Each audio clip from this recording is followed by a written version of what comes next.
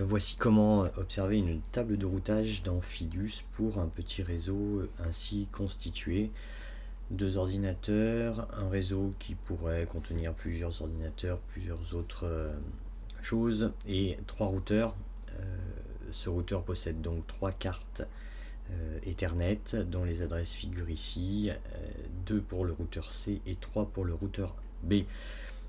Intéressons-nous donc à l'ordinateur qui participe du réseau 192.168.1.10. On double-clique et on vient installer un navigateur web. J'applique les modifications. En ouvrant le navigateur web, je peux taper l'adresse d'un des routeurs de mon réseau, par exemple 192.168.1.254. Et je peux donc afficher la table de routage, ici. La voilà. On va essayer de la mettre en entier. Voilà. On retrouve ce que nous avons vu dans le cours, avec quelques colonnes en plus dont on peut se passer. On a donc ici l'adresse du réseau qui se termine forcément par 0 que l'on peut joindre, le nombre de sauts qu'il faut pour joindre ce réseau. Ainsi, pour le routeur A, puisque c'est celui-ci dont j'ai demandé l'adresse, il est directement relié au réseau 192.168.1 qui effectivement est ici.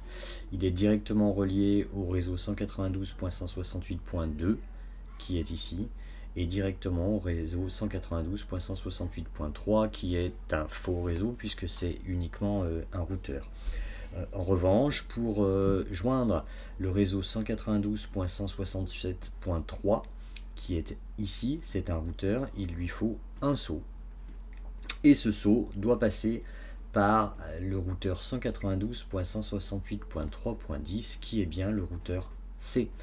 Pour joindre le réseau 192.167.1 qui est ce réseau ici, il lui faut donc deux sauts car il doit passer par le routeur C et après par le routeur B, mais on indique que le premier routeur à joindre pour rallier le réseau en question. Enfin, pour rejoindre le réseau 192.167.4 qui est ici, eh bien, il lui faudra deux sauts et le premier routeur à contacter sera le 192.168.3, c'est-à-dire le routeur C.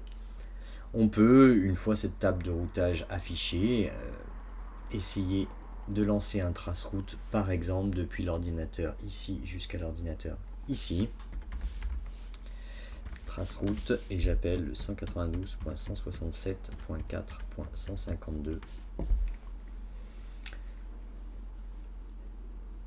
On voit bien le chemin suivi par les données. Tout d'abord, on passe par le routeur A, puis on passe par le routeur C pour passer par le routeur B et rejoindre en 4 sauts l'ordinateur.